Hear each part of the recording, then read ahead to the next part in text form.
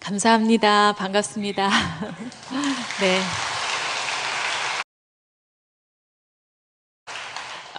우리 은평교회, 은혜와 평강이 넘치는 은평교회 분들은 특히 박수 치시는 것이 남다르시네요. 저는 그렇게 긴 박수를 들어본 적이 없습니다. 근데 너무 기분이 좋습니다. 목사님께서 너무 잘 소개를 해주셔서 감사드리고요. 장충당교회 권사입니다.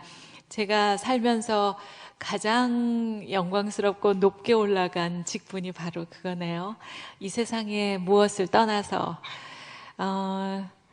오늘 저는 이제 하나님 만난 이야기 반쯤 말씀드리고요.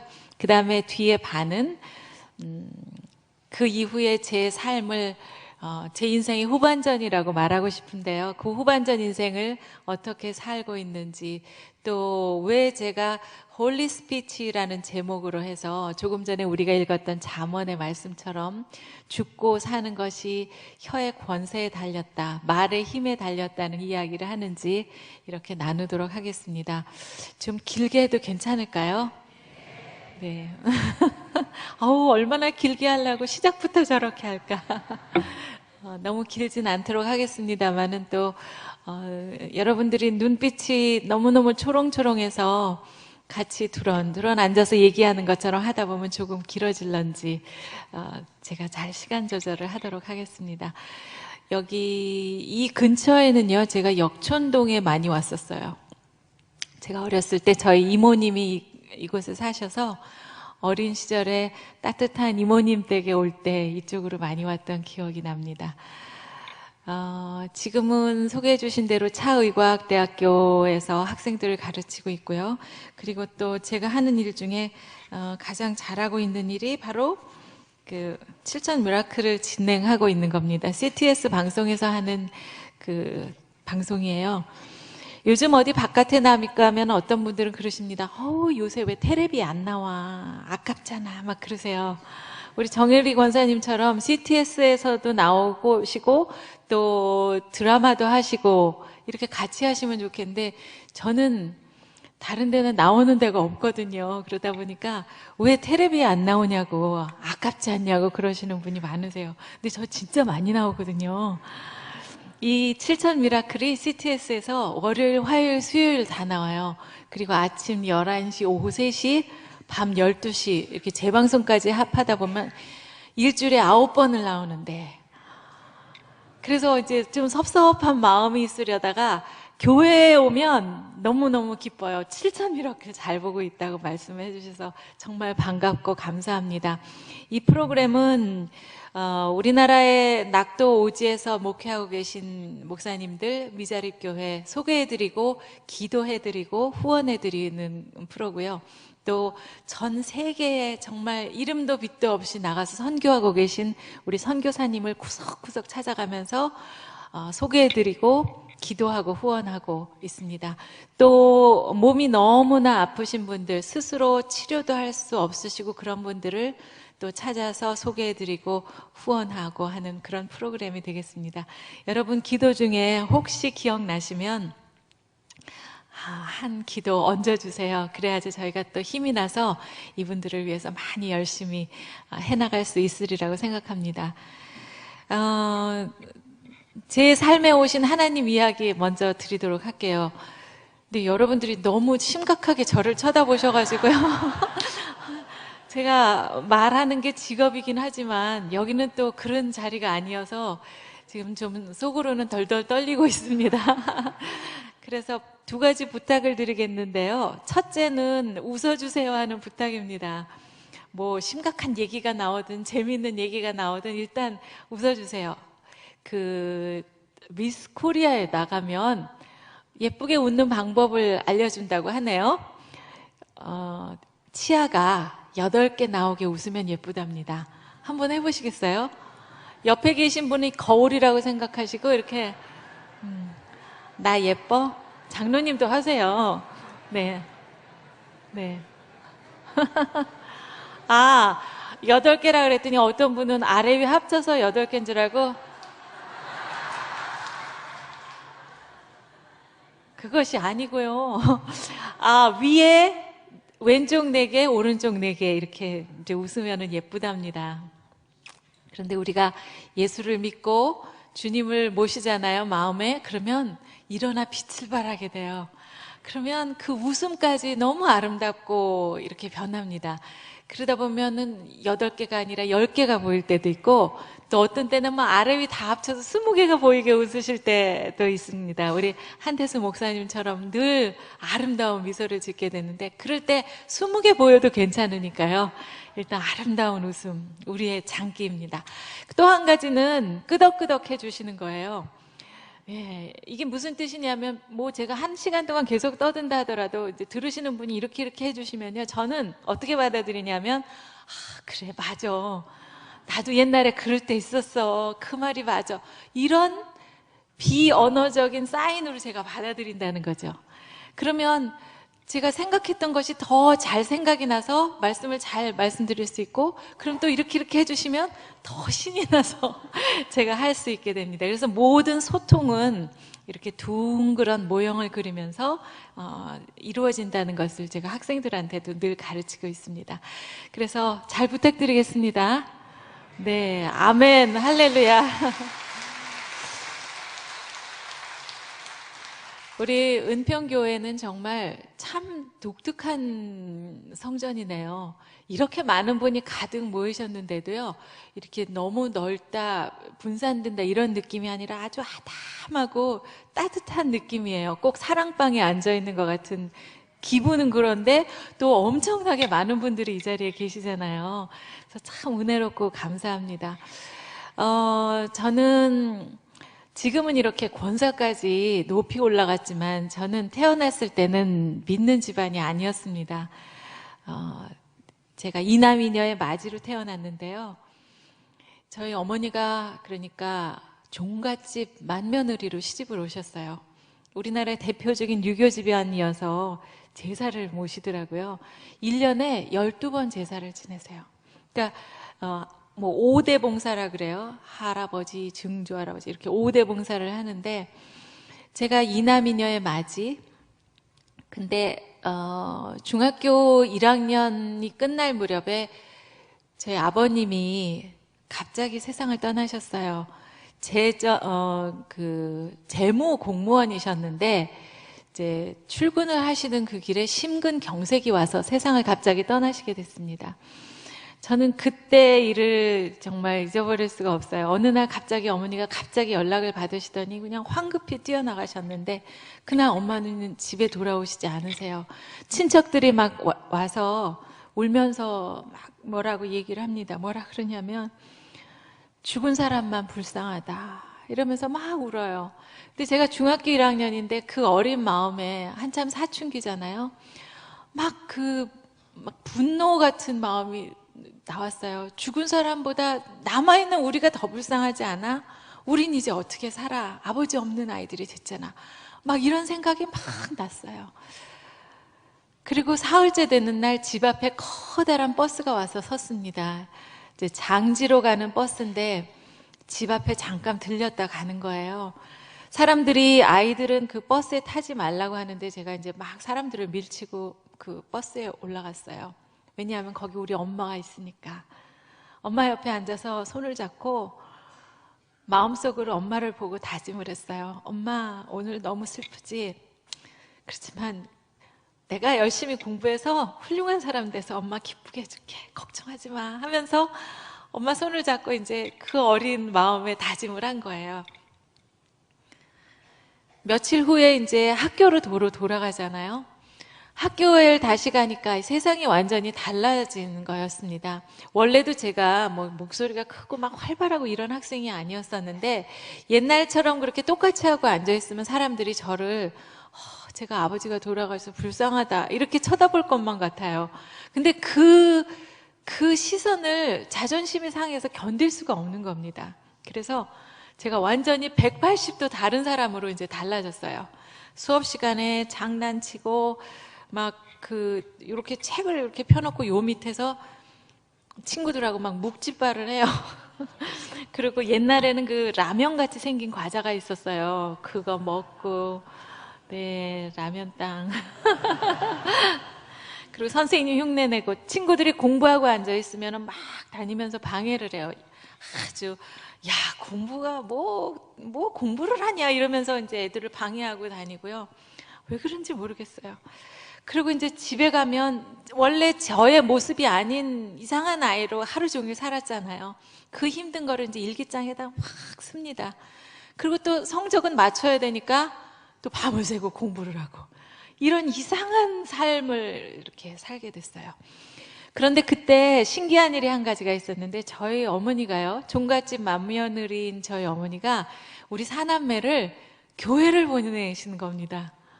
어머나, 참 신기하시죠? 어머니는 이제 생계를 위해서 일도 하셔야 되고 그러니까 이 내 아이를 어떻게 키워야 되나 생각이 많으셨던 겁니다. 가만히 들어보니까 교회라는 곳을 보내면 목사님이 계신데 목사님께서 좋은 말씀을 해주신다는 걸 들었어요. 이 아이들이 목사님 말씀을 듣고 자라면 어긋나지 않겠구나, 바른 길로 가겠구나, 그런 생각을 하시면서 저희들을 교회에 보내셨습니다. 말하자면 하나님 어린이집에다가 저희들을 갖다 맡기신 거였었어요. 정말 탁월한 선택을 하셨잖아요. 교회 가니까 일단 맛있는 게 많아요. 오늘도 오니까 맛있는 과일을 이렇게 주셔서 역시 교회구나 그런 생각을 했습니다. 그러죠. 또 3박 4일 뭐 여름이면 수영에 가죠. 저는 찬양이 너무너무 좋았었어요. 지금도 찬송가가 너무 좋습니다. 막 이렇게 찬양대 자리에 앉아서 찬송가 부르던 기억. 또 크리스마스 전날이면 그냥 동네를 쫙 다니다가 그 왜 맨 끝에 권사님 댁에 가면 막 또 떡국을 또 먹는 얘기네요. 떡국을 또 이렇게 끓여주시고 지금은 그 새벽송 잘 안 하시죠? 근데 저는 그 추억이 너무너무 좋았었거든요. 교회 생활이 너무너무 재밌었습니다. 그런데 지금 와서 생각하면 제가 그때 살아계신 하나님을 만나뵙지는 못했구나 하는 생각을 해요. 왜냐하면 그렇게 교회 생활이 재밌었지만 고등학교 가고 대학 가고 뭐 또 아나운서 한다고 그냥 세상에 이름 알리고 다니고 이러면서 마치 옛날에 교회에 발을 들여놓은 적도 없었던 사람인 것처럼 그렇게 살았기 때문이에요. 그렇게 정말 냉랭한 삶을 쭉 살았습니다. 아까 목사님께서 계속 텔레비전에 나오던 여자다 이렇게 말씀을 하시는데 옛날에는 진짜 채널이요 이렇게 돌리는 채널이었잖아요. 7번 돌리려고 그러다가도 한 번 9번이 나와요. 그 다음에 11번 가려고 그러다가도 9번이 한 번 나오니까 뭐 대한민국에 안 볼 수가 없는 채널에 있었고 뭐 저기 산간지방 이런 데는 아예 그거밖에 안 나왔으니까 그래서 기억을 아직도 해주시는 분이 많으셔서 참 감사합니다만은 여하튼 그렇게 한 10여 년을 뉴스를 하고 지내다가 영국 가서 한 3년 공부를 하고 이제 돌아왔어요. 그때 제 인생에 일생일대 중요한 일이 일어납니다. 바로 결혼을 한 거였어요. 그 외 눈썹 시커먼 사람, 그 사람. 사실 그때 이제 공부를 하고 돌아와서는 방송으로 다시 돌아가거나 또 뭐 후배들을 가르치는 강단에 서거나 그럴 줄 알았는데 정말 사람의 인생이라는 걸 알 수가 없는데요. 제 남편은 저보다 좀 훨씬 나이가 많고요. 또 제가 결혼했을 그 당시에 한 4년 전에 아내가 세상을 떠났어요. 그래서 호라비로 큰 아이들 셋이 있고 또 오랫동안 몸을 담았던 KBS에서 나와서 제가 그 결혼하려던 그 당시에는 시골 대학교에 기차 타고 다니면서 강의를 하고 있었고요. 더 나쁜 상황은 한쪽 발을 정치에다 들여놓고 있었습니다. 근데 사람들이 그랬대요. 다른 건 다 호라비로 살 수 있어도 정치는 혼자 못한다. 빨리 그 도와줄 사람을 찾아야 된다. 그래서 방송국에 있는 친구들 뭐 이런 주변에 아는 사람들이 이제 영국에서 공부하고 돌아온 노처녀를 하나 딱 잡은 거예요. 그래서 다리를 놓았는데 사실 그전에 뉴스할 때 같이 일을 했던 동료이기 때문에 다른 거는 생각할 건 없었죠. 사람을 아니까. 그러나 이제 이 사람과 과연 같은 인생을 가야 하느냐 아니냐 이제 그걸 결정을 했어야 했겠죠. 근데 뭐 결혼을 누구랑 한다 그러면 세상에 있는 사람들은 막 갑자기 막 자를 들고 와서 막 대봐요. 여기는 짧고 여기는 길고. 어떤 사람은 또 저울을 가지고 와서 막 달아요. 여기가 기울고. 근데 우리 여기 신앙 안에서 형제 자매님들 계실 때 저의 결혼에 정말 중요한 의미를 꼭 말씀을 드리고 싶습니다. 제가 결혼을 하기로 결정한 그 사람이 모태 신앙이었어요. 네. 평안북도 선천이 고향인데요. 그 평안북도 선천 거기는 아주 그 물이 다르더라고요. 우리나라의 대한민국의 예루살렘이라는 이름이 붙을 정도로 그 우리나라에 기독교가 맨 처음 들어온 그런 지역이에요. 한경직 목사님 그런 분들도 그쪽에서 나시고 아주 그냥 독특한 지역이에요. 어렸을 때 어머니가 유치원 선생님이셨대요. 그래서 집에서 그 낡은 풍금으로 찬송가를 많이 연주해 주셨고 또 그 어머니 기도가 많이 쌓인 자녀더라고요. 그런데 그 모태 신앙이라는 말에서 아시겠는 분도 계시겠지만 그 자꾸 이렇게 해보면 이렇게 돼요. 모태 못하는 것도 많아요.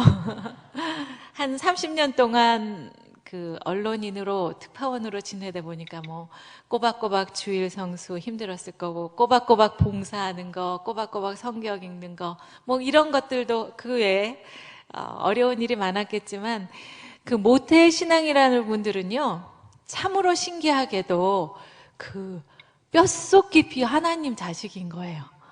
아주 그냥 혈관에 흐르는 피가 하나님 아들이더라고요. 그때 결혼을 하니까 바로 저희 친정어머니가 또 신기한 일을 또 한 가지 하십니다. 저에게 십자가 목걸이를 사주셨어요. 그러면서 너는 남편 따라서 교회 가라. 엄마는 난 걱정하지 마. 나는 내가 알아서 할게. 저희 어머니는요. 그 결혼을 하니까 시어머니가 너는 집안의 제사를 모셔라. 이 한 말씀 하신 거 가지고 그냥 그거 순종하느라고 평생을 그 말씀만 따랐다는 거예요. 그러면서 저는 믿는 집안으로 시집을 갔으니까 너는 남편 따라서 교회를 가라. 그래야지 집안이 편하다. 그런 그 생각에서 저에게 남편 따라서 교회를 가라고 어머니가 저를 전도하신 거예요, 결국은. 그래서 저는 어머니 말씀대로 또 남편 따라서 너무나 자연스럽게 무슨 장벽도 없고 걱정도 없고 어려움도 없이 당연하게 손잡고 교회를 가게 된 것입니다. 근데 그때는요, 이렇게 남편과 아내가 손잡고 교회 가는 게 그게 굉장한 일이라는 거를 잘 몰랐는데, 얼마 전에 한 자매님의 얘기를 들었습니다. 뭐냐면, 이 자매님이, 아주 신앙이 좋으신데, 남편이 아직 안 믿으세요. 그래서 그냥 새벽마다 기도하러 오셔가지고 그냥 통곡을 하시는 거예요. 남편 구원을 위해서. 그렇게 울면서 이제 기도를 하다 어느 날 이런 생각이 들었습니다. 이렇게 맨날 울고 짜고 하면 하나님도 재미가 없으시겠다. 그래서 어떻게 하나님도 좀 재밌게 해드리면서 기도를 하는 방법이 없을까. 또 하나, 이렇게 울며 통곡을 하면서 기도를 하는데 사실 그 집은 겉으로 보기엔 별 문제가 없는 집이거든요. 뭐 남편이 돈 잘 벌어다 줘, 애들 잘 자라. 또 부부간에 또 우애도 있고, 그건 우애라 그러지 않나? 하여튼 보기 좋은 집안이었었어요. 그런데 그렇게 날마다 새벽마다 와서 통곡을 하니 남 보기에 좀 이상하잖아요. 무슨 진짜 말 못할 고민이 있는 집 같지 않습니까? 그래서 어떤 생각을 했냐면 어느 날 예배로 오면서 남편 구두를 가지고 왔어요. 그래가지고 구두를 여기 강대상 옆에다 놓고 기도를 시작했습니다. 하나님, 오늘은 구두만 왔어요. 다음번엔 구두 주인도 좀 오게 해주세요. 그리고 기도를 하고 나니까 자기도 너무 웃긴 거예요. 아유, 참, 나도 너무했다. 아유, 이렇게까지 기도를 해야 하나 하면서 이제 그날은 이렇게 웃으면서 집에 돌아갔습니다. 몇 주 후에, 어느 날 이제 주일에 교회를 오려고 하는 순간이었었어요. 다른 날은 이제 자기만 혼자 교회를 오려면 무슨 죄 짓는 것도 아닌데 그냥 막 발걸음 소리도 안 내고 그냥 조심조심 이렇게 오게 되잖아요. 남편 뭐 드실 것도 해놔야 되고. 그날도 이렇게 조심조심 막 이제 준비를 하고 오는데 갑자기 남편이 주섬주섬 옷을 입더래요. 그래서 당신은 어디 가요? 이랬대요. 그랬더니 당신만 가지 말고 나도 좀 데리고 가. 할렐루야. 그래서 그 자매님이 얼마나 기뻤다는 그런 이야기를 하는 걸 제가 듣고요. 그래. 남편과 아내가 이렇게 손잡고 교회 오는 거, 또 부모와 자녀가 함께 손잡고 교회 오는 게 이게 축복 중에서도 세상에 가장 큰 축복이구나. 그런 생각이 들었어요. 오늘 아까 이렇게 새로 오셔서 박수 받으신 그분들은 모르겠어요. 어떤 마음으로 오셨는지 혹시라도 오늘 신은경이 온다니까 한번 가서 보자. 네. 그래서 혹시 영화 배우가 오는 줄 아는 건 아니셨어요? 어떤 분은 또 어머 배우 신은경이 언제 권사가 됐어?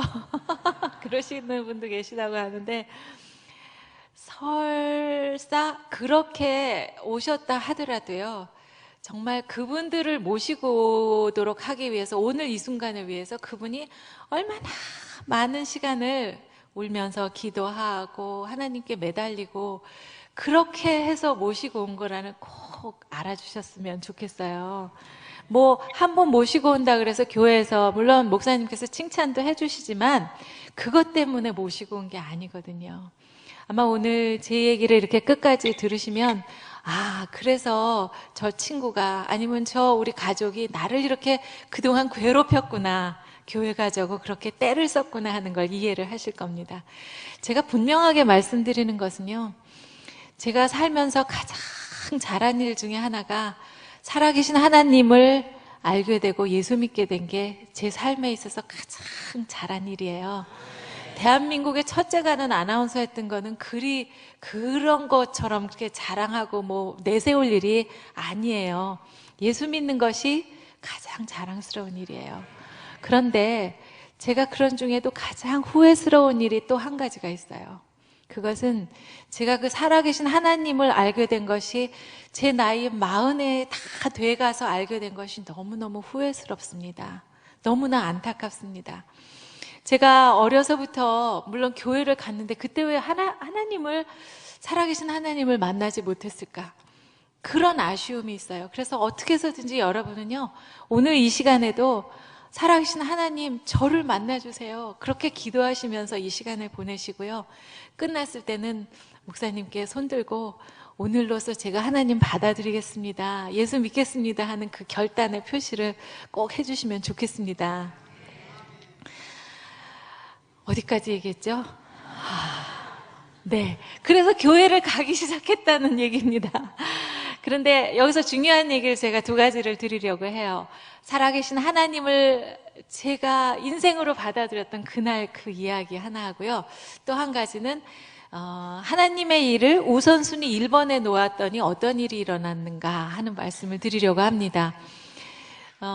이제 교회를 다니기 시작했는데 무슨 어떤 고난 중이나 무슨 큰 사건이 있거나 이것도 아니었고요. 제가 하나님이 살아계시다는 걸 느낀 순간은 정말 오늘처럼 이렇게 그냥 예배 날이었었어요. 그날 이렇게 하나님 전에 앉아서 목사님께서 기도를 시작하셨어요. 여러분 모두 눈을 감고 기도를 하시겠습니다. 그러시면서 하나님 아버지 이렇게 기도를 시작하셨어요. 근데 그날따라 그 하나님 아버지 하는 단어가 제게 그냥 막 확 몰려왔어요. 아버지? 그러면서 마치 그 동굴 안에서 막 울림처럼 아버지, 아버지, 아버지, 아버지, 아버지 자꾸 이렇게 울리는 거예요. 아버지, 아버지. 그리고 이렇게 제 마음의 눈을 뜨고 하늘에 계신 아버지를 쳐다보게 되었습니다. 아버지 거기 계세요? 저 아세요? 저같이 이렇게 못나고 부족한 사람도 아세요? 저를 자녀 삼아 주실 건가요?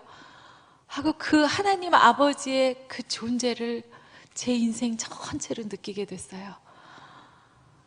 하나님 아버지는 그 위에서 오늘날까지 나를 쳐다보고 사랑하는 내 딸아, 나를 좀 봐라, 내가 여기 있다, 그렇게 부르셨는데 저는 맨날 땅만 보고 걸어왔었나 봐요.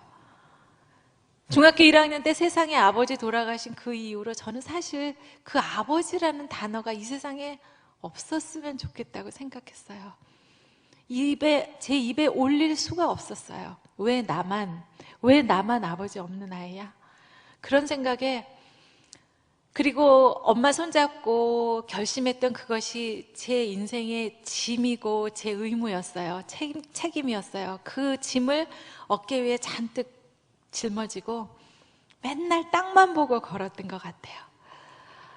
물론 이제 그런 생각이 저의 삶의 원동력이 됐던 거는 사실이에요. 열심히 살아야 되겠다, 훌륭한 사람 되어야 되겠다, 그런 생각은 했지만 그 짐을 지고 땅을 보면서 어떤 날은 비 오는 날, 어떤 날은 구름 낀 날, 뭐 햇볕 쨍쨍 내리쬐는 그런 날이 없었던 것 같아요.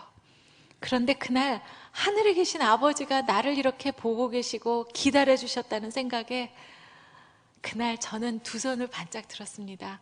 그리고 제 어깨에 있는 짐을 다 내려놓고 하나님 앞에 두 손 반짝 들었어요.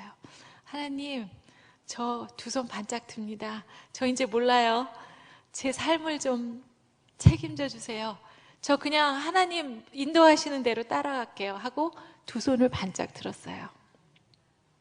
수고하고 짐진 자들아 다 내게로 오라, 내가 그 짐을 지어준다고 하나님께서 말씀하신데, 성경에 나와 있는 구절인데요, 교회 오면서 이 두 손 반짝 들고 이제 짐을 내려놨다 어떤 분도 짐을 죄 싸들고 가시는 분이 계세요.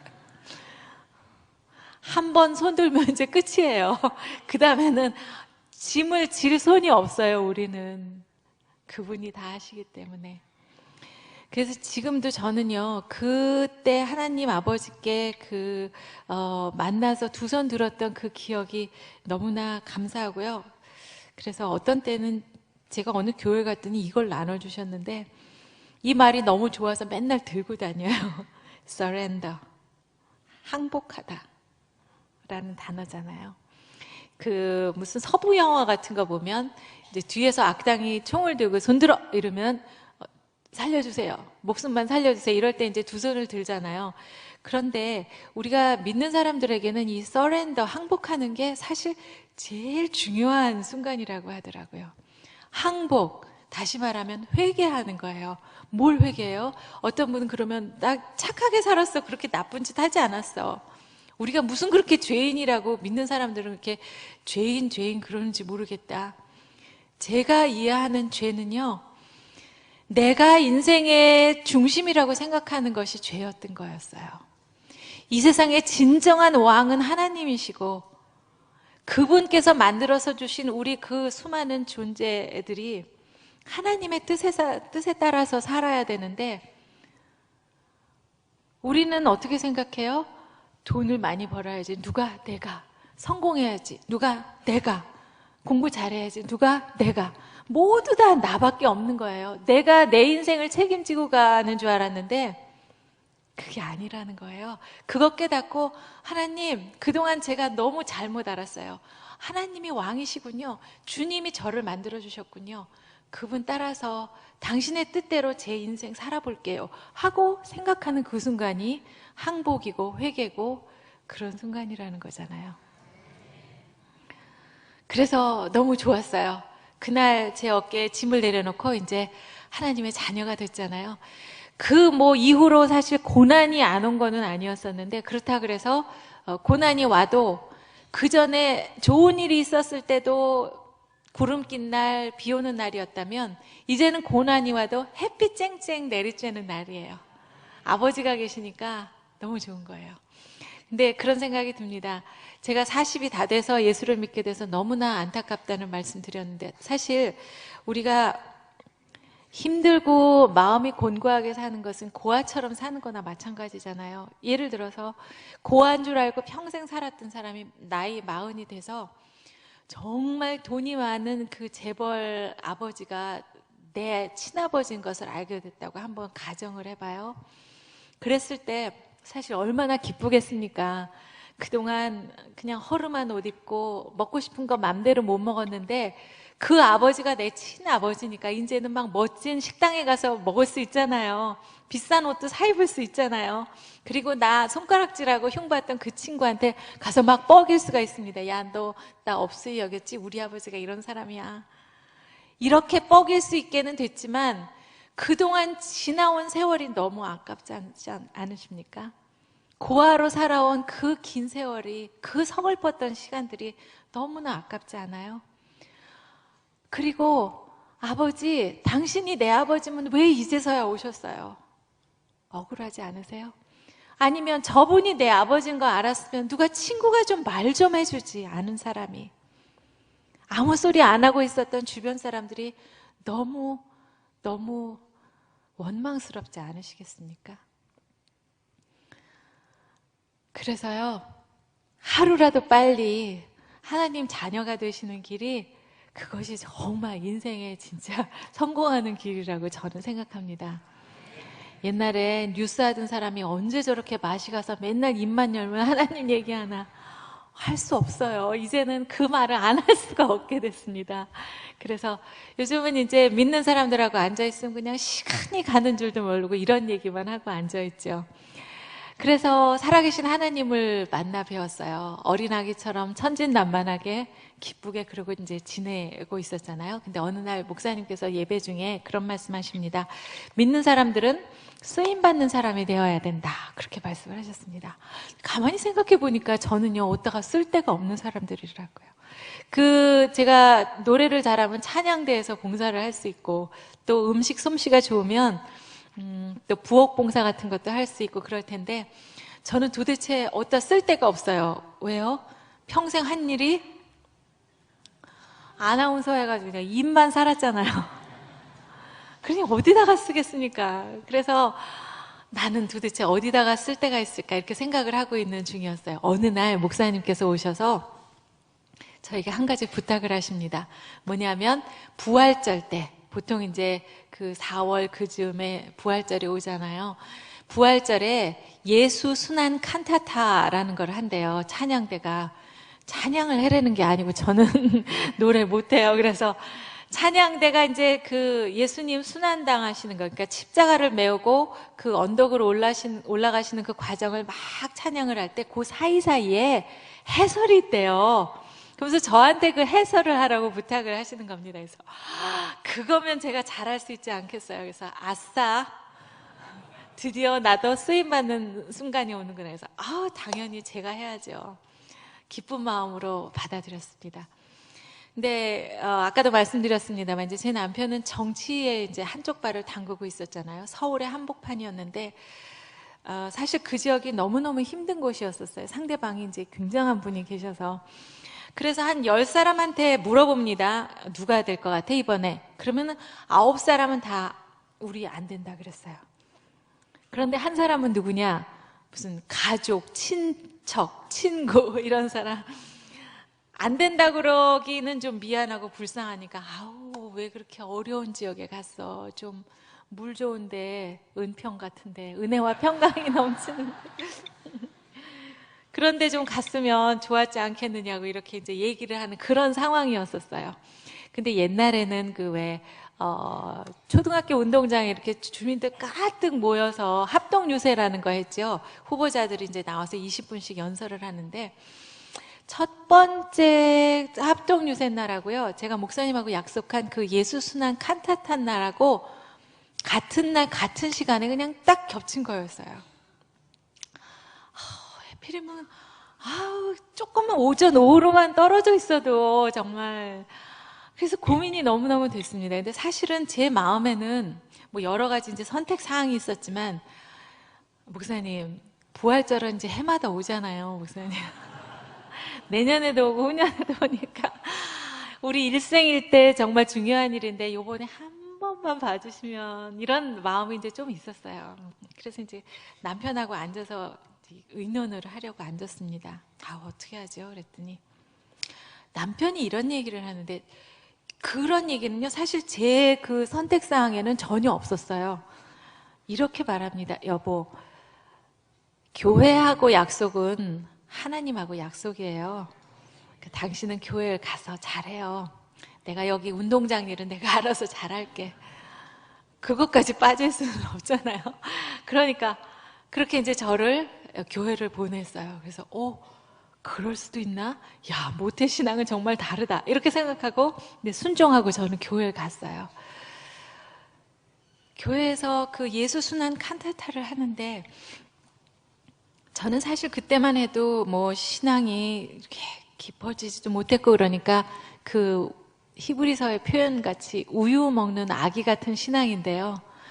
이렇게 읽다 보니까 예수님이 너무너무 불쌍해진 거예요, 갑자기. 세상에 저분이 누구신데, 하나님 아들인데, 어떻게 인간들이 그렇게 저분을 그냥 채찍질하고, 손가락질하고, 침을 뱉고, 발길질을 하고, 피를 흘리게 할 수 있을까? 어떻게 인간이 그럴까? 군인들이 막 놀리잖아요. 당신이 유대 왕이라면서. 이러면서 그냥 거기 그 가시를 막 이렇게. 그래서 갑자기 읽다가요. 갑자기 그 불쌍한 예수님을 생각하면서 그냥 목이 콱 메였어요. 그러면서 막 꼭꼭 읽기 시작한 거예요. 아이, 잘 읽으라고 아나운서 시켜놨더니 무슨 또 꼭꼭. 그런데 제가 그렇게 읽는 거를 들으시면서 우리 성도님들이 그냥 전부 다 그냥 은혜를 받으신 겁니다. 그때부터. 그 어려운 길 채찍을 맞으시면서 가신 그 길을 올라가셔서 그 물과 피를 다 쏟으셔서 그 보혈 덕분에 우리가 이렇게 단 한 번에 영원히 구원받은 거 아니겠어요? 그리고 사흘 만에 영광스럽게 부활하신 우리 예수님 생각하면서 전부 다 은혜의 장이 됐습니다. 그래서 그냥 막 다 울다가 다 이제 눈물 닦고 주님 감사합니다. 주님께 영광하면서 이제 다 끝났어요. 저도 이제 잘 끝났다 무사히. 그리고 생각하니까 참 운동장에서 무슨 일이 있었는데 까맣게 잊어버리고 있었던 거예요. 그래서 막 사람들한테 물어봤습니다. 어머나, 운동장에서 기적이 일어났네요. 20분 동안 연설했는데 사람들이 그 연설을 듣고 마음이 막 열리기 시작한 거예요. 여러분, 아무리 사람이 말을 잘하기로서니 20분 동안 연설해서 그 많은 사람들을 마음을 열어놓을 수가 있다고 생각하세요? 저는 근데 말은 좀 잘하긴 잘해요. 그래서 제가 말로는 도저히 안 돼서 잘 안 싸웁니다만 저는 그건 불가능하다고 생각해요. 아마 하나님께서 저희들이 그렇게 의논을 하고 앉아있는 모습을 보셨다고 믿습니다. 하나님께서 이렇게 보시고, 그래, 너희들 아기 같은 신앙이지만 그 마음 예쁘다. 그 마음 내가 받아줄게.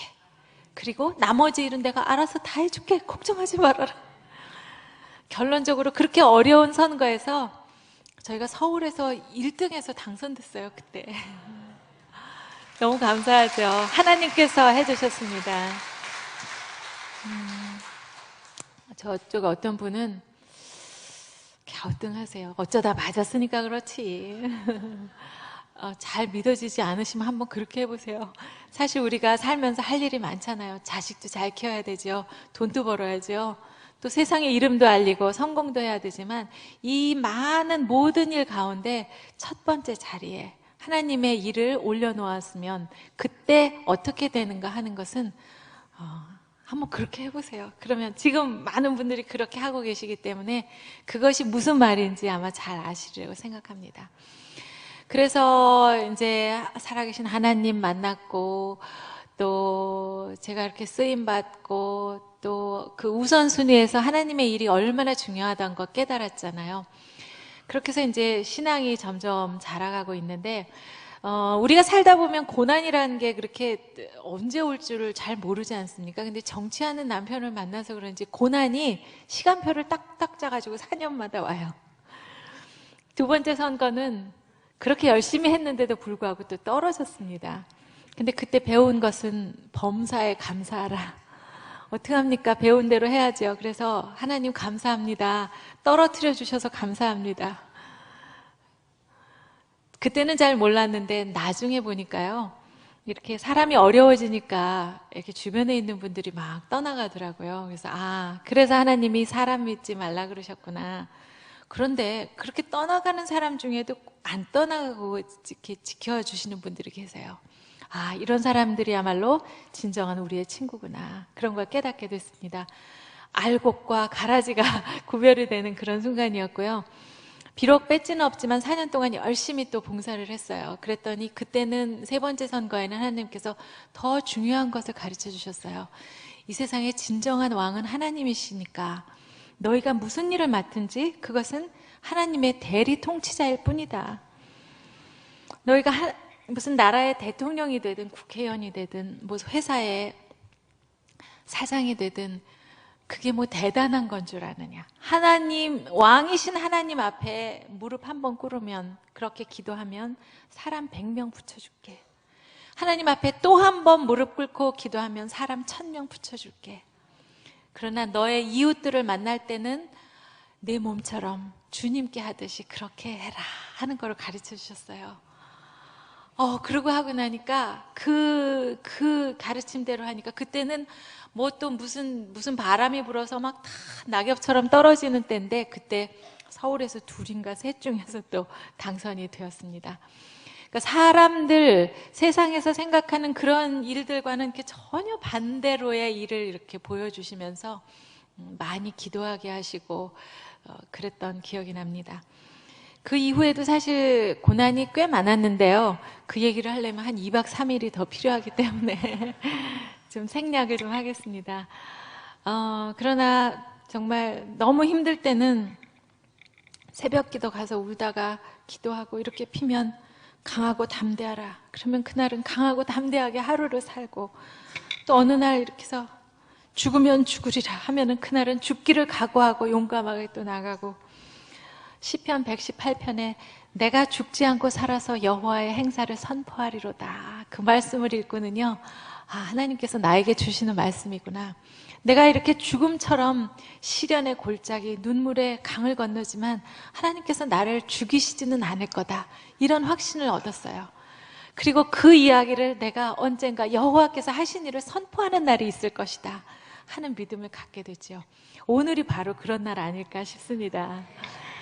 그래서 그런 걸 넘어가다 맨 마지막쯤에 힘든 일 한 가지를 말씀을 드리면 남편이 이제 그 당시는 현역 의원이었는데 또 다른 선거에 나오려면 이제 공천이라는 걸 받아야 된대요. 이제 너 나가라 이렇게 당에서 해주는 건데 공천을 안 주네요. 그리고 딴 사람을 준대요. 그래서 남편은 이제 그냥 수긍하고 받아들였어요. 그런데 이 마누라가 아니 말이야. 내가 그 뒷바라지 하느라고 얼마나 고생했는데 10몇 년 동안. 그리고 당선될 때도 주민들이 한 표씩 가서 찍어서 당선되는 거고 떨어질 때도 주민들이 선택 안 하시면 안 되는 거고 그런 거지 왜 제3자가 주민들의 의견도 안 물어보고 그렇게 맘대로 하냐 이런 생각이 들었어요. 그래가지고 제가 대신 나갔잖아요. 그래가지고 똑 떨어졌어요.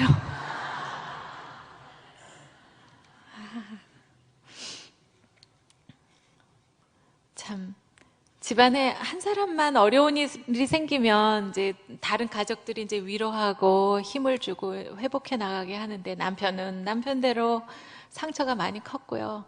또 저는 저대로 내가 왜 그런 일을 했을까 후회가 많이 됐고 밖에 나가면 이제 어떤 분이 이번에 도와드렸는데 안 돼서 참 안타깝습니다. 이러면 그게요 위로의 말로 들리지가 않고요 막 저를 탓하시는 것 같아요. 그래서 쳐다볼 수가 없어요. 그리고 또 어떤 분을 만나면 이렇게 쳐다보시면 정말 저를 비난하시는 것 같아가지고 쳐다볼 수가 없고 그러다 보니까 점점 두 사람 다 사람들을 보기가 두려웠어요. 그러니까 점점 나갈 수가 없는 거죠. 사실 뭐 나갈 데가 없었어요. 직업이 있습니까? 직장이 뭐 또 아니면 누가 부르는 사람이 있습니까? 찾는 사람이 있습니까? 완전히 저희들은 거절된 사람, 세상으로부터 거절된 사람, 잊혀진 사람 이렇게 살았습니다. 한 2년을 그렇게 광야 생활로 지냈어요. 그러다가 어느 날 이런 생각이 들었습니다. 우리가 어떤 일을 하기 위해서 한쪽 문을 두드려요. 그런데 그 문이 그만 열리지를 않고 확 닫히면 또 다른 문이 열린다. 이런 말씀을 들었습니다. 그래서 그것을 저에게 적용을 해서 거꾸로 이렇게 물어봤어요. 너가 이번에 선거라는 데를 나가봤는데 문이 탁 닫혔잖아. 그런데 그러면 만약에 이 문이 닫히지 않고 이 문이 열려서 너가 당선이 되었다면 너는 무엇을 가장 아쉬워했겠니? 이렇게 물어봤어요. 그렇다면 제가 이 선거에서 당선이 안 되고 떨어짐으로 해서 제가 얻게 되는 축복이 바로 그거잖아요. 그래서 보니까 먼저 가족이 떠올랐습니다. 가족이 제가 이제 그 97년에 딸을 하나 낳았는데 딸 하나 낳아놓고선도 그냥 뭐 저희 어머니가 다 먹여주시고 입혀주시고 저는 남편 뒷바라지 한다고 새벽부터 밤까지 돌아다니고 그랬는데 정신을 이제 좀 차리고 보니까 얘가 어느새 중학생이 됐어요. 벌써 엄마보다 더 키가 커요. 그래서 얘 밥 해주고 정말 엄마 노릇을 한 2년을 잘했습니다. 그리고 또 생각해 보니까 가장 아쉬웠을 것은 하나님의 말씀을 보고 듣고 공부하는 시간이 없었을 것이다 하는데 도달했어요. 저는 사실 제가 세상의 이름을 알리고 그렇게 밖으로 돌아다니면 그것이 하나님께 영광이 되는 줄 알았어요. 그리고 다니다가 사람들이 저 사람 예수 믿는 사람이래 라고 하면 그것이 하나님께 영광이 되는 줄 알았습니다. 그런데 하나님께서는 그걸 원하시지 않으셨어요. 그 외에 예수님 살아계실 때 그 마시 처녀 두 사람 사는 집에 찾아가셨던 거 아시죠? 마리아하고 마르다. 거기 가니까 그 언니 마르다는요, 귀한 손님 오셨다고 막 부엌에 가서 빈대떡 빚고 만두 빚고 막 정신이 없었어요. 그런데 동생인 마리아는 예수님 발밑에 앉아서 그 말씀을 들어요. 얼마나 달콤한 말씀이겠어요. 언니 마르다가 화가 났습니다. 그래서 들어와서 막 예수님한테 일렀어요. 아우, 쟤 좀 나와서 좀 거들으라 그러세요. 쟤는 맨날 저렇게 얌체 같은 짓만 한다고. 예수님께서는 말씀하십니다. 마르다야, 마르다야, 너는 정말 중요한 게 뭔지 아직 모르는구나. 이리 와서 내 이 달콤한 이야기를 좀 들어라.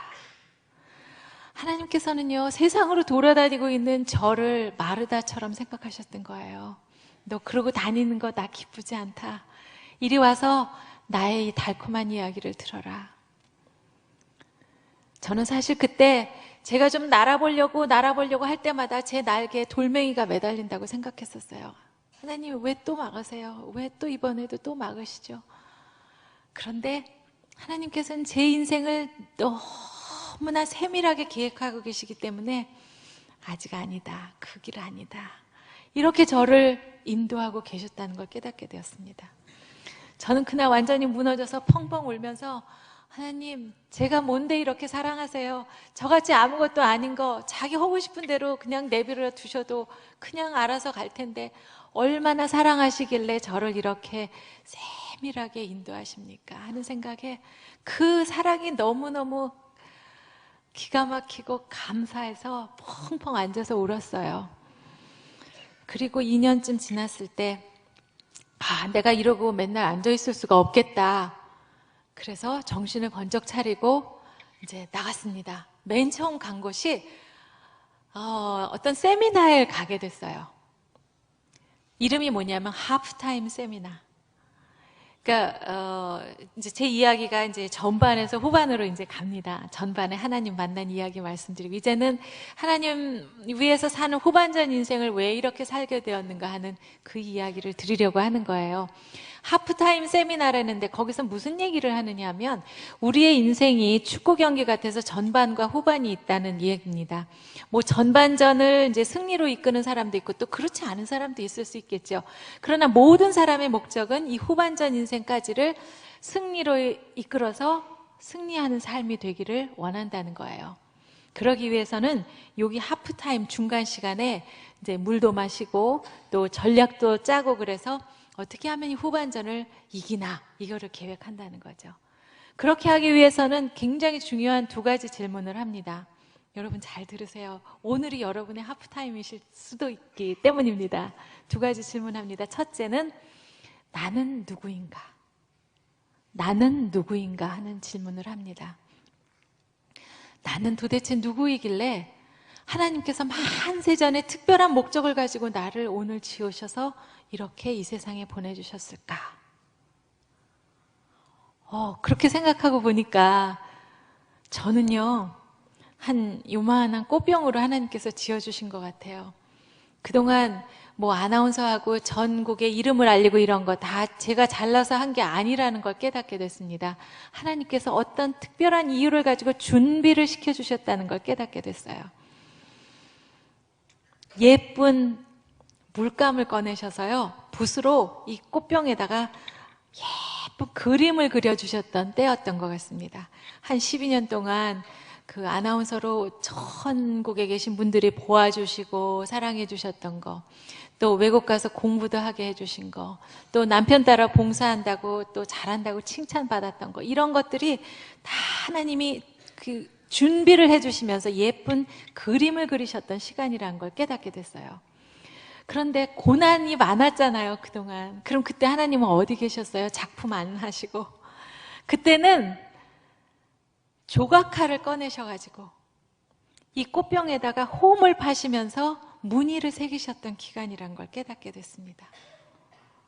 하나님께서는 그림도 그리시고 무늬도 새기시면서 신은경이라는 걸작품 하나 만드시려고 여러 가지 모양의 작품 활동을 하셨던 거예요. 내 인간적인 생각에는 어떤 때는 축복, 어떤 때는 고난 이렇게 말하지만 하나님의 시각에서 봤을 때는 그것이 고난? 아니야. 작품 활동이야. 그것이 축복? 뭐 그냥 그거야. 내가 그림 그린 거였어. 이렇게 작품 활동을 하셨던 거라는 거죠. 어떤 사람은 이렇게 조그만 물컵으로 이렇게 예쁘게 만들어져서 손님이 오면 여기 올라오도록 이렇게 만들어진 사람도 있습니다. 어떤 사람은 커다란 장독으로 만들어져서 겨우 내내 땅속에 묻혀있는 그런 사람도 있어요. 그런데 장독이 얘를 씻으면서 아유 쟤는 놀다가 맨날 손님만 오면 저 위에 올라가. 그렇게 할 수 없는 거 아니겠어요? 각각의 모양대로 하나님께서는 특별한 목적을 가지고 지어주셨다는 것, 그거를 이제 첫 번째 질문에서 깨닫습니다. 그러면 그걸 가지고 두 번째 질문을 합니다. 그렇게 하나님께서 특별한 목적을 가지고 지어서 주셨는데 그러면 나는 그분을 위해서 어떻게 살아야 될 것인가? 바로 이것이 이제 두 번째 질문인 거예요. 내 후반전 인생은 하나님의 영광을 위해서 어떻게 살아야 할 것인가? 하나님을 기쁘게 해드리기 위해서 무엇을 하면서 살아야 될 것인가를 질문하는 겁니다. 가만히 봤더니 옛날에 그 입만 살아서 했던 아나운서 일이 다 준비시켜 주셨고 저를 어디다 쓸 데가 있으셔서 준비해 주신 거라는 걸 깨달았어요. 보니까 성경 안에 말하기 명령이 너무너무 많아요. 하나님께서 우리를 하나님의 형상대로 지어서 만들어 보내주셨잖아요. 우리도 하나님처럼 거룩하고 성스러운 말을 하라고 여러 군데서 가르쳐 주셨는데 우리는 그냥 우리 맘대로 말을 하고 사는 거죠. 그래서 제가 그때 5주짜리 그 세미나를 마치고선 제 인생 사명을 깨달았어요. 그리고 선언서를 작성했습니다. 성경을 바탕으로 한 말하기, 제가 그거 공부하겠습니다. 연구하겠습니다. 그래서 책도 쓰고 강연도 하고 방송에도 나가고 그렇게 할게요. 어떤 사람들을 향해서 할 건데 우리 신앙 안에서 형제 자매님들, 또 뭐 청소년, 학생들, 청년들, 여성들, 직장인들, 제가 어디든지 가서 이야기할 거예요. 그래서 어떻게 할 건데 그분들의 삶을 변화시키게 하고 싶어요 라고 저의 인생 사명 선언서를 썼어요. 그런데 그때 그 사명서를 쓰고 있는 저를 세상에 누군가 봤으면 딱 한마디로 할 말이 있었습니다. 뻥이야. 뻥이죠. 저는 그때 아무도 찾는 사람이 없었어요. 부르는 곳이 없었어요. 직업도 없었어요. 제가 무슨 책을 쓰고 제가 무슨 방송을 하고 제가 무슨 강연을 합니까? 아무것도 할 일이 없었는데. 그런데 우리는 그것을 조금 전문적인 용어로 말하면 거룩한 뻥이라 그럽니다. 제가 저 혼자 잘 먹고 잘 살려고 그런 일을 하겠다고 하나님 앞에 선언한 게 아니었잖아요. 조금 더 전문적으로 말하면 그것을 우리는 믿음이라고 말합니다. 히브리서에 나오잖아요. 믿음은 우리가 그렇게 됐으면 하고 바라는 것의 실제 모습 같은 거예요. 실상인 거예요. 그리고 지금은 보이지 않지만 마치 증거를 보는 것처럼 이렇게 보이게 생각하고 그렇게 생각하는 것. 그것이 바로 믿음인 거예요. 나 혼자 잘 먹고 잘 살려고 하는 그런 계획이 아니라 하나님을 위해서 제 후반 인생을 드리겠습니다 라고 이렇게 할게요 하나님 하고 하는 것이라면 그것은 믿음을 가지고 쓴 거룩한 뻥이었던 거죠. 그거를 쓰고 나서 너무나 신기한 일들이 막 일어나기 시작했어요. 그때 그 세미나가 있었던 곳이 극동방송이었는데 극동방송에서 방송에 나오래요. 그 간증 프로가 있대요. 제가 얼마 만에 정말 마이크 앞에 서보는지 몰랐습니다. 그 방송을 듣고 CTS에서 또 간증 프로가 있대요. 그래서 정혜리 권사님 하시는 프로에 내가 매일 기쁘게 나가게 됐어요.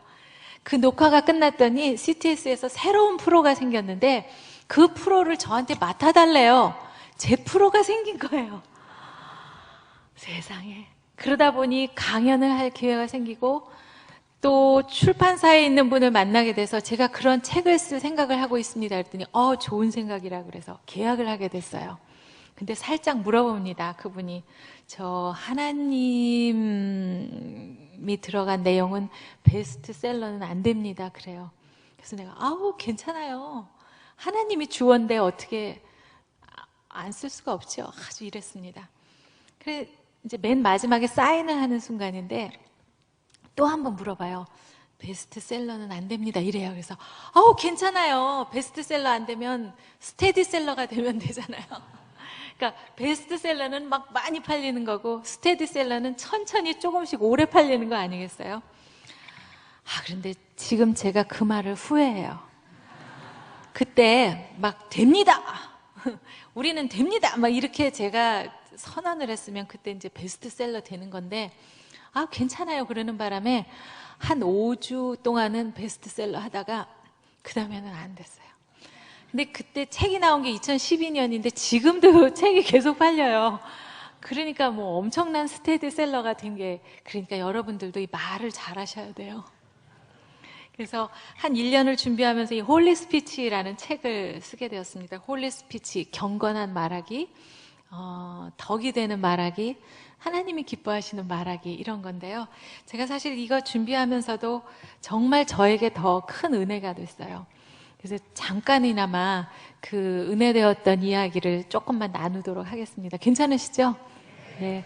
하나님께서 우리가 그분의 형상을 따라서 만들어졌기 때문에 정말 경건한 말하기를 했으면 하고 성경에도 많이 가르쳐 주시고 계신데 우리가 그렇게 살고 있지를 못해요. 사실 말이라는 게 굉장히 중요한 건데요. 저는 많이 질문을 받았던 것 중에 하나가 어떻게 해서 아나운서가 되셨어요? 이렇게 듣는 질문이 참 많았습니다. 저는요, 제 고등학교 선생님 한 분이 저에게 하신 말씀, 그 말씀 때문에 아나운서가 됐어요.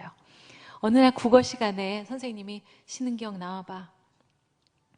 교과서 가지고 나와봐. 그러더니 책을 읽어보라 그러셨어요. 그래서 이렇게 읽으니까 이렇게 절 읽는 거를 보시더니 몸을 돌려서 그 많은 친구들에게 이렇게 말씀하셨습니다. 여러분 어때요? 참 듣기 좋지요? 이렇게 칭찬을 하셨어요. 저한테 혼자 있을 때 칭찬을 해주셔도 정말 감사한 일인데 그 많은 친구들 앞에 칭찬해 주시면서 저는 그 다음날 제가 다녔던 진명여고의 공식 아나운서가 됐어요. 그러면서 선생님께서 가르쳐 주시고 방송시켜 주시고 너 커서 아나운서 한번 해볼래? 그렇게 저의 꿈을 키워주셨습니다. 한 사람의 말이 한 사람의 인생을 그렇게 만들어도 주시는 거거든요. 그런가 하면 이 말이라는 게 얼마나 위험한지 사람의 인생을 죽이는 수도 있어요. 제가 얼마 전에 텔레비전을 봤더니 중학생, 여학생이 하나가 그러니까 폭식증 이런 그 증상을 가지고 있었어요. 음식을 이제 많이 먹고 또 그걸 또 도로 다 꺼내놓고 이런 것이 이제 병인데요. 정신과 의사 선생님하고 심리학자 선생님들하고 이렇게 오랫동안 그 학생과 대화를 나누면서 발견한 것이 뭐냐면 이 학생이 어렸을 때 부모님이 어머니가 맨날 하는 말이 이제 나는 너 아니면은 니네 아버지 사랑하지 않는다, 안 살 거야, 이런 말을 하셨대요. 너 때문에 할 수 없이 산다. 사실 뭐 우리가 뭐 결혼 다 해도 뭐 이렇게 맨날 결혼할 때처럼 이렇게 열정적이어서 사는 사람 없잖아요. 자식 때문에 사는 수도 있고 뭐 그렇게 하지만 그거를 그냥 이 엄마가 화가 날 때마다 이 아이한테 막 말을 했던 거예요. 이 아이는 어린 마음에 그 말을 듣고 어떻게 생각하냐면 나는 이 집안의 축복이 아니로구나. 우리 엄마 아빠가 싸우는 게 나 때문이로구나. 이렇게 생각을 하면서 자기를 미워하기 시작하고 그 미움을 먹는 걸로 하고 돌아서서 그걸 또 꺼내놓고 그렇게 한 사람의 삶을 망치는 것이 바로 그 말 한마디였다는 거죠. 더 중요한 것은 이 말이라는 것 하나님께서 들으십니다. 하나님께서는 너희 말이 내 귀에 들린 대로 내가 너희에게 행하리니 그러셨어요. 구약의 이스라엘 백성들이 그 노예 생활하다 나올 때 하신 그 말씀이 지금도 살아계신 하나님이 우리 말을 듣고 계십니다. 그렇기 때문에 우리는 말을 잘해야 된다는 거죠. 그럼 어떻게 해야지 말을 잘하나 봤더니 여기 다 나와 있어요. 말하기는 더디하고 듣기는 속히 하라 그러셨습니다. 그게 요즘 말하는 그 경청, 그것이 바로 소통의 첫 번째 발자국이구나 이런 걸 깨달았습니다. 저도 아나운서 처음 돼가지고요, 처음에 이제 훈련을 받잖아요. 그래서 이제 선배님들이 가르쳐 주시길래 막 입을 이제 막 열심히 하면서 이제 좀 배우려고, 이제 내가 드디어 말하는 걸, 잘 말하는 걸 배우겠구나 이러면서 준비를 하고 딱 들어갔더니 첫날 가르쳐 주시는 것이 말을 가장 잘하는 사람은 상대방의 말을 잘 듣는 사람이다. 이렇게 가르쳐 줍니다. 말하자면 말 좀 잘하려고 막 연습하려고 하고 갔는데 입을 닫아, 귀를 열어, 이렇게 가르치는 거예요. 귀를 열어야지 상대방의 말이 들린다는 겁니다. 여러분, 상대방의 말은 어떻게 듣죠? 뭘로 듣죠? 그렇죠. 귀로 듣죠. 또 마음으로도 들어요. 귀로 듣는 것이 여기쯤 있는 거라면 마음으로 듣는 것은 여기쯤 있고요. 근데 이 사이에 굉장히 중요한 그 스킬들이 있어요. 상대방의 말은 귀로도 듣지만 눈빛으로 듣습니다. 얼굴로 듣습니다. 몸 전체로 듣습니다. 그리고 난 다음에 마음으로 들어야 서로 커뮤니케이션이 되고 소통이 되는 거죠. 이렇게 계시다가도 뭐 직장 다니는 여성이라 하더라도요, 우리가 여성들은요, 한꺼번에 여러 가지를 이제 다 잘해요. 그래서 한 5시, 오후 5시쯤 되면 집에 가서 저녁 준비를 하죠. 뭐 밀린 설거지 하죠. 뭐 해동할 거 꺼내 놓죠. 된장 국물도 얼려 놓죠. 전화 오면 전화 받아요. 애가 와서 내일 준비물 얘기하면 또 그거 다 답변해요. 그렇게 여러 가지를 하는데 남자들은 이상하게 말을 안 들어요. 오죽하면 어떤 책에 이런 제목이 있었어요. 말을 듣지 않는 남자, 지도를 읽지 못하는 여자. 보니까 거기 읽어보니까 남자는요, 호르몬의 특성 때문에 어디 한 군데 집중하면 말이 안 들린다고 합니다. 장로님, 진짜 안 들리세요? 네. 말씀을 안 하시는 거 보니까 조금 들리시나 봐요. 제가 이렇게 짓궂게 이제 남자분들 계시면 여쭤봐요. 그러면 한 10분 중에 한 7분 정도는 진짜 안 들려서 대답을 안 하는 거라 그러시는 분도 계시고요. 한 2-3분은 말씀을 못 하세요. 그러다가 이제 막 말씀하시는 게 들리긴 들리는데 도저히 대답도 할 수 없고 고개도 돌릴 수 없는 상황이래요. 야구가 9회 말일 때, 이럴 때. 왜 그럴 때 왜 불러요? 그럴 때 부르는 사람이 잘못이죠. 그러니까 이제 아까 5시에 준비하고 있다가 뭐 띵동 택배가 와서 여보 문 좀 열어주세요. 이제 그래요. 그러면은 텔레비전 보고 있는 남편이 대답을 안 해요. 나는 지금 몇 가지를 한꺼번에 하고 있는데 대답을 안 하잖아요. 그러면은 아내들은 막 이제 화가 나요. 저 야구가 뭔데? 그러다가 이제 밤이 돼서 설거지까지 다 하고 아이가 공부를 열심히 하고 있으니까 이제 과일을 깎아가지고 방에 들어갑니다. 그러면 어머나 아버지하고 똑같아. 얘가 엄마 내일 시험이니까 거기 놔두고 가 이래요. 엄마는 쳐다보지도 않아요. 그러면 그때 이 과일을 놓고 나오면서 엄마가 마음이 많이 상처를 받아요. 그러면서 이런 생각을 한답니다. 그래, 공부 잘하는 아들은 국가의 재산이고 돈 잘 버는 아들은 처갓집 재산이라는데 내가 뭐하러 쟤를 저렇게 열심히 공부를 시키지? 하면서 그냥 막 화가 나서 이제 나와요. 그때 또 뉴스를 보고 있는 남편 옆에서 또 말을 시킵니다. 여보, 내일 모레 어머님 생신인데, 시어머니 생신인데 선물을 뭘로 할까요? 그러면 또 그때 또 쳐다보지도 않고 그 뉴스 보느라고 당신이 알아서 해. 그 뉴스 아까 7시, 8시, 9시, 10시 계속해서 똑같은 뉴스 나오는데 그건 저희 집 얘기예요. 똑같은 뉴스를 계속 보는 거예요. 그러면서 뭐라 그러냐면 왜 뉴스가 자꾸 똑같으냐요. 아이, 나도 알겠구만. 계속 똑같은 뉴스를 보는데 그럼 뉴스가 똑같지. 그렇게 말하면 뭐라 그러는지 아세요? 뉴스가 뭐냐는 겁니다. 뉴스가 새로운 소식을 해야 되는데 왜 똑같은 거. 그러니 제가 말을 해서 뭐 하겠어요. 아이, 이거는 예정이 없던 얘기인데 왜 이런 얘기를 하는지 모르겠어요. 그렇게 대부분의 남자들이 대답을 안 하는 거에 우리 여성들이 이제 열을 받는 거예요. 근데 제가 오늘 여기서 남자분들을 나쁘게 말을 하려고 하는 것이 아니라 진정한 소통은 잘 듣는 것이다. 우리 여성들이 반성을 하기 위해서 이런 얘기를 시작하는 거예요. 아까 이 시간을 돌려서 5시로 다시 갈게요. 여러 가지 일은 하지만 아이가 와서 뭘 물었을 때 우리가 어떻게 대답했나 생각해 보는 겁니다. 지금 할 게 많으니까 그때 아이가 물었을 때 눈을 쳐다보고 말을 안 했던 거예요. 귓등으로, 어깨 너머로 대답은 했어요. 그리고 가만히 생각해 보니까 그때 남편이 뭔가 물었어요. 저한테 텔레비전 보면서 여보 날씨가 추워졌는데 그 두꺼운 스웨터 어딨어? 그래서 나는 지금 설거지하고 있으니까 바빠서 그거 맨 뭐 위에 서랍에 있어요 하고 대답을 허공에다 날렸어요. 나는 그렇게 했던 거를 생각 못하고 남편이 대답 안 하는 거, 아이가 엄마를 쳐다보지도 않고 엄마 거기 놔두고 나가. 그럴 때마다 우리는 상처를 받잖아요. 당신이 알아서 해. 나를 쳐다보지 않는 거. 그것 때문에 상처를 받는 거예요.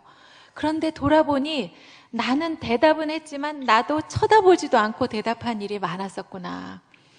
그런 걸 반성하게 됩니다. 진정한 소통이란, 진정한 말자락이란 잘 듣는 것. 그것도 귀로도 듣지만 눈으로도 얼굴 전체로, 몸 전체로 듣는 거다 하는 것을 다시 한번 강조하고 싶습니다. 제가 시작할 때 뭐 웃어주세요, 끄덕끄덕 해주세요 농담처럼 말씀드렸지만 그것이 사실은 듣는 최고의 기술인 거예요.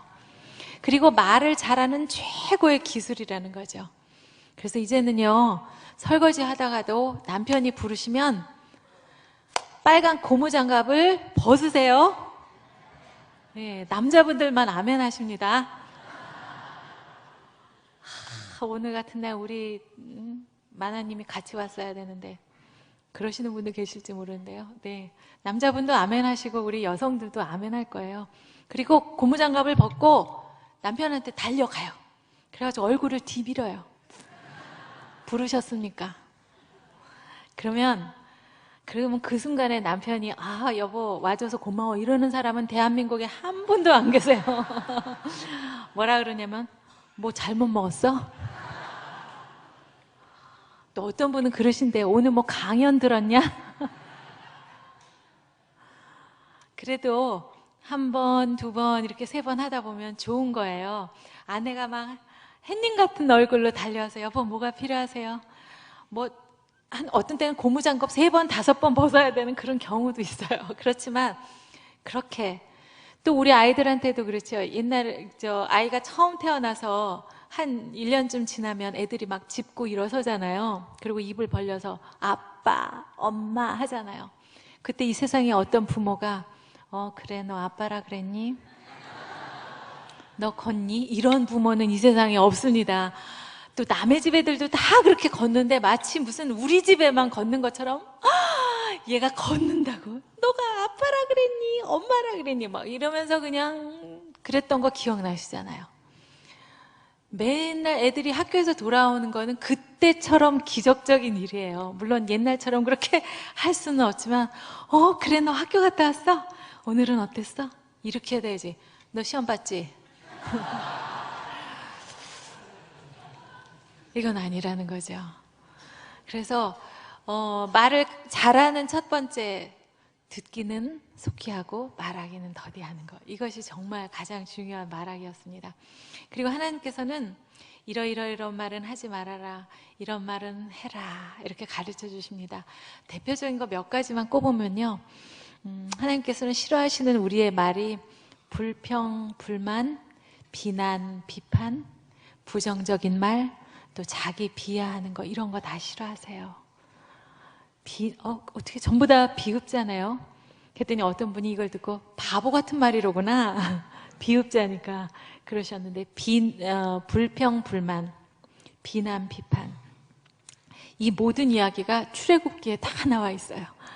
그 이스라엘 백성들이 노예 생활하다가 모세 선생님 따라서 나오잖아요. 처음에 나올 땐 너무 좋았는데 나오다 보니까 배가 고파요. 배고파? 미치겠다. 목이 말라요. 목 말라? 죽겠다.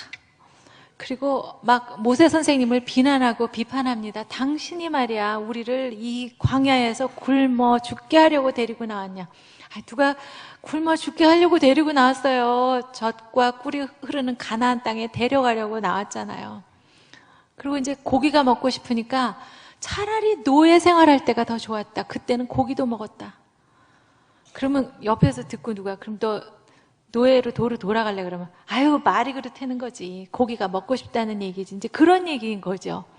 하도 불평불만하니까 여호와 하나님께서 계속 화가 나시잖아요. 한 번 화날 때마다 모세 선생님이 싹싹 빌고, 제가 잘못했습니다, 한 번만 봐주세요. 그러기를 여러 번 하다가 나중에 드디어 말씀하십니다. 너희 말이 내 귀에 들린 대로 내가 너희에게 행하리니. 정탐하라고, 가나안 정탐하라고 12명 보냈더니 10명은 우리 거기 못 가요. 우리는 저기 메뚜기예요. 거기 무서워요. 얼마나 화가 나셨겠어요. 그런데 아저씨 두 사람, 갈렙하고 여호수아 아저씨는 믿음의 말을 했잖아요. 우리 갑니다. 쟤네들은 우리 밥이에요. 우리는 만군의 여호와의 깃발로 갑니다. 이렇게 말하니까 들린 대로 하셨잖아요. 그래, 너희 둘만 들어가. 여기 있는 1세대는 다 가지 말고 너희 둘, 그리고 2세대 다 자라면 그때 들어가. 그래서 그만 40년 동안 그냥 광야에서 헤매고 살았던 거예요. 그래서 어떤 땐 그런 생각이 들어요. 기도해서 빨리 응답이 안 되는 게 내 잘못이 아닐 때도 있구나. 갈렙, 여호수아, 그분은 기도 응답이 그 다른 사람들 때문에 40년 기다려야 됐잖아요. 그래서 80에 거기 들어가니 우리는 오래 살아야 돼요. 기도 응답될 때까지 오래 살고 기다려야 돼요. 응답 받기를. 그래서 그렇게 비난, 비판, 불평, 불만, 또 부정적인 이야기 하는 거, 설사 말이 그렇다 하더라도 부정적인 말하는 거 하나님 싫어하세요. 그리고 자기 비하하는 거. 왜 우리가 부모 되면 알게 되는 게 그런 하나님 마음이에요. 내가 어떻게 해서 자식을 키워요? 왜 안 먹고 안 쓰고 저를 키우는데, 그런데 하는 말이 아유, 내가 하는 게 맨날 그렇지 뭐, 나 같은 게 무슨 100점을 받아. 이런 말 하면 부모들은 화가 나는 거예요. 내가 너를 어떻게 키우는데, 하나님이 우리를 어떻게 사랑하시는데 우리가 아유, 내가 하는 게 그렇지, 내 인생이 뭐 별 대단하겠어? 이렇게 말하면 하나님 막 화나시는 거예요. 네가 누군데, 내가 사랑하는 내 자녀인데 너가 어떻게 그렇게 말을 할 수가 있냐. 하나님이 싫어하시는 말들이라는 거죠. 그럼 어떤 말을 하고 살아요? 이제 여러분 아시죠? 감사하는 말, 칭찬하는 말, 그리고 축복하는 말. 그리고 우리는 모든 것, 아무것도 걱정하지 말고 그냥 다 하나님께 아뢰야 돼요. 아뢰는 거, 기도하는 거. 그 다음에 우리 아까 한 거, 찬양하는 거. 찬양하는 거, 기도와 찬양 여러분들 너무 잘 아시니까요. 몇 가지만 그냥 말씀드리고 마무리하도록 하겠습니다. 감사는 너무 잘 아시죠? 감사, 아까처럼 하나님 떨어뜨려 주셔서 감사합니다. 그때는 잘 모르지만 일단 그러고 나면 그 다음에 감사할 일이 나오고요. 그 다음에 칭찬은 잘한 일에 대해서는 잘했어요. 칭찬도 있고, 또 찾아다니면서 하는 칭찬이 있어요. 왜 남편과 아내들은 서로 마음속으로 그렇게 생각합니다. 잘한 게 있어야지 칭찬을 하지. 없으면 찾아다니면서 훌륭해요라는 칭찬을 하는 거예요. 어떤 분이 요즘 쌀쌀해지니까 아침에 왜 바바리라는 거, 트렌치코트 이거를 이제 탁 꺼내고 나가려고 남편이 출근할 때 그랬대요. 그런데 하도 남편이 자기 말은 안 들으니까 저 사람은 내 말이 아예 안 들리나 보다 하고 혼잣말처럼 이렇게 말했어요. 아이고 그 키에 무슨 바바리. 그때 이거를 들었어요. 그래가지고 굉장히 힘든 상황이 됐다는 얘기를 들었습니다. 더 나쁜 거는 비교하는 거. 자기가 무슨 파리 특파원인 줄 아나? 이런 거 절대로 하시면 안 돼요. 제가 파리 특파원 바바리 봤잖아요. 별게 아니에요. 막 너무 많이 입어가지고 여기가 막 나달나달해요. 그런데 우리 목사님 정말 목사님이 이거 탁 바바리 입으시고 거기 세느강 흐르는데 에펠탑 서 있는데 거기 가시면 얼마나 더 멋지시겠어요. 여기 누구시라도 다 그래서 그런 거예요. 지금 파리 특파원이 별게 아니었던 거죠. 절대로 비교하시면 안 되고요. 혹시 나도 모르는 사이에 파리 특파원 여기까지 나왔다 그러면은 빨리 컴퓨터를 돌리셔서 파리 특파원보다 더 멋있다 이렇게 하셔야지 그 상황을 넘어가실 수가 있습니다. 그리고 이제 칭찬 같은 경우에는 아이들한테는 굉장히 중요한 건데요. 아이들은 그 숫자적으로 어떤 때 칭찬을 받나 이런 거를 탁 이렇게 체득을 하고 있다 그럴까? 굉장히 민감하다고 합니다. 그러니까 어느 날 수학 시험 잘 봐왔을 때 엄마가 칭찬하잖아요. 그럼 똑같이 국어 시험을 받아왔는데 칭찬을 안 하면 아이들한테 혼란이 생겨요. 어떨 때 칭찬을 받는 거야? 그렇죠. 여기 선생님들 계셔서. 그래서 똑같은 것에 대해서는 똑같이 칭찬하고 똑같은 것을 잘못한 건 똑같이 야단을 쳐라 이런 얘기를 읽은 적이 있습니다. 그래서 어제 칭찬했는데 오늘 또 하면 버릇 나빠지니까 이렇게 생각하시지 말고 잘한 거에 대해서는 계속해서 잘했다 이렇게 칭찬을 하시래요. 그리고 어떤 목적을 세웠을 때 그 목표에 못 갔을 때는 과정을 칭찬해 주라고 그러더라고요. 그래서 어떤 아이가 엄마 나는 이번에 밤새워서 공부해서 100점 받아올게요 이렇게 한 아이가 있었어요. 그러면 엄마가 이제 꿈에 부풀어요. 우리 아들도 드디어 100점 한번 받아오는구나. 진짜로 밤을 새고 공부를 합니다. 그래서 이제 기대를 했어요. 그런데 저기 끝나고 오는데 보니까 벌써 얼굴에 써 있어요. 그러면 걔는 이미 70점 그걸 들고 왔어요. 그러면 그 70점짜리 보고선 그러면 그렇지 네가 무슨 100점을 받냐. 그러면 아이가 어떻게 생각하냐면 걔도 같이 그러면 그렇지 내 주제에 무슨 100점을 받아. 나는 그냥 이렇게 살다가 말아야지 이렇게 되는 거예요. 아이는 비록 100점 받는다고 했는데 또 70점을 받았으니 얼마나 민망합니까. 그래서 이렇게 풀이 주고 왔더라 하더라도 부모는 과정은 열심히 했으니까 괜찮아. 엄마는 너가 열심히 한 그 과정이 너무너무 기쁘고 훌륭해. 이번에 70점 받았으니까 다음엔 80점, 그 다음에 90점 이렇게 한번 해보자. 그렇게 해주라는 거죠. 과정을 칭찬해야 된다고 합니다. 그 다음에 이제 이거는요 제가 만들어낸 비교죠. 성경을 바탕으로 한 칭찬의 방법인데 이름을 미리 불러주기 이렇게 붙였어요.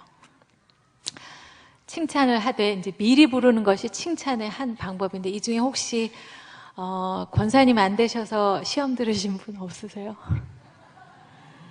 네, 교회에서 뭐 너도 나도 다 권사님, 장로님 할 수는 없으니까 그런 분 계시면 오늘 집에 가셔서 가족들한테 나를 오늘부터 최권사라고 불러 이렇게. 왜냐하면 언젠간 되실 거니까. 그러니까 자꾸 최 권사님, 김 권사님 이렇게 부르면서 집에서는 그분이 빨리 권사님 되기를 기도하는 거나 마찬가지라는 거죠.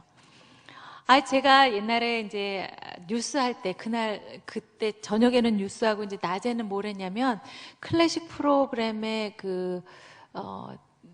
저 진행을 했어요. 근데 저 다음에 들어오시는 선생님이 자꾸 저를 신박사 그러시는 거예요. 그래서 제가 막 아니에요 막 이렇게 큰 몸짓으로 저 박사 아니에요.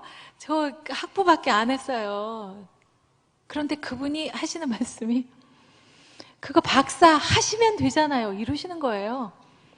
그러면서 그 다음날도 자꾸 저를 신박사라고 불러요. 처음에는 막 크게 아니라고 했다가 이제 점점 조그매지는 거예요. 아유, 그냥 그러면서 이 마음에 자꾸 빚을 지고 좀 부담이 됩니다. 그러면서 그 부르시는 그 말이 제 마음에 딱 와서 요 시가 딱 자리를 잡고 뿌리를 내리기 시작합니다. 싹이 돋습니다. 큰일 났네요. 이 말에 어느 날엔가 빚을 갚아야 되는데, 그러다 보니까 어느 때는 이제 석사 하나 받고 그 다음에 영국 가서 박사 받고 오는 날이 찾아오더라, 그런 얘기예요. 그래서 아이가 뭐 엄마 나는 유엔 사무총장 될래 이러면은 야, 너 같은 영어 성적 가지고 무슨 유엔 사무총장을 하니? 반기문 총장님 청주? 충주? 네.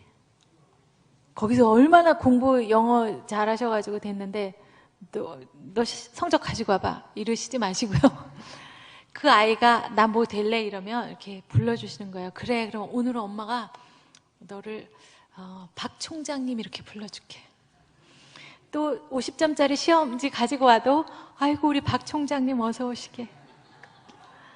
우리 자녀 중에 우리 목사님 너무 좋으시니까 엄마 나도 커서 목사님 되고 싶어 이런 아이가 있을 수 있어요. 근데 아직 초등학생이니까 왜 동생하고 싸우고 그러잖아요. 그런 아이한테도 미리미리 불러주시는 거예요. 계속 이 목사 이렇게 부르세요. 그래서 동생 막 때리고 이럴 때 이 목사 네, 양들을 돌볼 사람이 이렇게 동생을 때리면 안 되지. 그럼 자기가 생각해도 좀 이상할 거 아니겠어요. 그래서 미리미리 부르셔가지고요, 이렇게 자라나게 해주시는 거 참 좋은 칭찬이라고 생각됩니다. 유태인들은요 그렇게 실제로 부른대요. 어떤 유태인 엄마가 쌍둥이를 데리고 바깥에 나왔어요. 너무 예쁘길래 이렇게 유모차에 있는 아이를 보고 어떤 분이 어머 아기가 너무 예뻐요, 이름이 뭐예요? 이렇게 물었어요. 그랬더니 얘는 의사 요셉이고요, 얘는 변호사 뭐 누구예요? 이렇게 야곱이에요. 뭐 이렇게 대답을 했다는 거예요. 아니 이름이 뭐냐고 물었는데 무슨 조그만 애기들어 의사 변호사 이렇게. 엄마는 얘를 그렇게 키우는 거죠. 그래서 이 세상에 얼마 안 되는 유태인들이 그렇게 중요한 자리에서 이렇게 커 나가지 않았나 그런 생각이 듭니다. 이제 축복의 말 한 가지만 하고 마무리를 하도록 하겠습니다. 제가 너무 오늘 수다 떨었죠. 은혜와 평강이 넘치는 교회라서 너무 여러분들이 저는 이렇게 열심히 들어주시는 100% 경청하시는 청중은 만나본 적이 없는 것 같아요. 축복의 말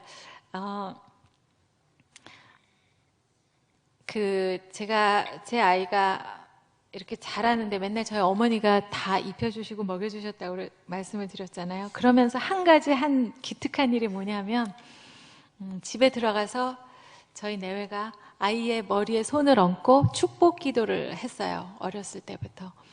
어떻게 그런 기특한 일을, 다름이 아니오라 어떤 분이 저에게 책을 선물해 주셨는데 그 책 제목이 하루에 한 번 자녀를 축복하라 이런 제목의 책이었어요.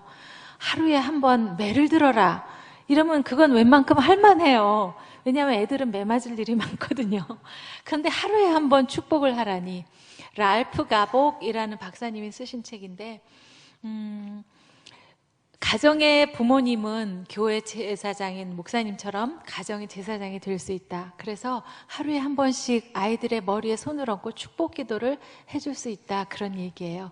그래서 기본적으로 축복의 기도가 되는 것이 민수기 6장 24, 25, 26절에 축복 기도를 이제 그 기본으로 이렇게 나오게 했습니다. 어디요?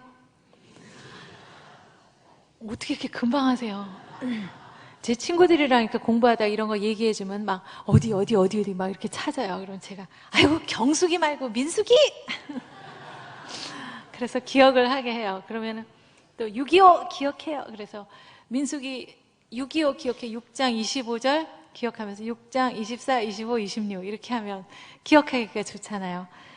그래서 그 기도, 제사장의 기도를 이렇게 카드에다 써서 놓고 아이 머리에 손을 얹고 기도를 합니다. 얼만큼 지나면 이제 엄마도 외울 수 있게 되고 아이도 엄마 목소리 흉내내서 할 때도 있고. 그런데요, 어느 날 지나다 보니 삶이 너무나 고단해서 어느 날은 축복 기도를 할 수도 없을 것 같이 아주 힘이 든 날이 있었어요. 그래서 엄마 기도 좀 해둘래? 이렇게 물었습니다. 그랬더니 아이가 엄마 머리에 손을 얹고 기도를 합니다. 여호와는 엄마를 복주시고 엄마를 지키시기를 원하며 여호와는 그 얼굴을 엄마에게 비추사 은혜 베풀어 주시길 원하며 여호와는 그 얼굴을 엄마에게 향하여 두사 평강 주시기를 원하옵나이다. 이렇게 기도를 하는데요, 제가 목이 메었어요. 눈물이 났어요. 이 어린아이가 작은 손으로 엄마 머리에 손을 얹고 기도를 하는데도 이렇게 평안하고 감사한데, 부모가 자녀에게 그렇게 기도를 해줄 때 우리 아이들이 얼마나 평안할까. 요즘 아이들은요, 이 폭풍을 치는 그 바다에 요만한 돛담배처럼 삽니다. 여기 이번에 시험 보는 100몇 명의 자녀들을 위해서 또 여러분들 열심히 기도하고 계시잖아요. 요즘은 한 개만 틀려도 석차가 막 몇십 등씩 떨어지는 애들도 있고 너무너무 공부하기가 힘들어요. 친구가 아니고 다 경쟁자. 내 노트가 갑자기 없어진대요. 그런 삶을 살고 있는데 너무 아이들 이렇게 막 몰아붙이시지 마시고 그 하고 싶은 많은 말을 그 축복기도 안에다 다 수식어로 이렇게 하셔서 여호와는 너를 철통같이 지키시고 뭐 이렇게 그렇게 해서 기도를 하시면 엄마와 아빠의 그 마음이 아이들에게 저절로 전해지리라고 생각합니다. 네, 오늘 이렇게 하나님 만난 이야기도 하고요. 그래서 제가 하나님 만나고 나서 우리의 말하기를 이렇게 해야 되겠다고 생각하는 것 조금 길게지만 이렇게 여러 번 말씀드렸는데 오늘부터 여러분이 몸이 다 성전이시니까요. 좋은 말, 축복하는 말, 감사한 말, 긍정적인 말 이렇게 하시면서 날마다 하나님이 기뻐하시는 여러분의 삶의 모습이 되셨으면 좋겠다는 말씀 드립니다. 여러분 사랑하고 축복합니다. 감사합니다.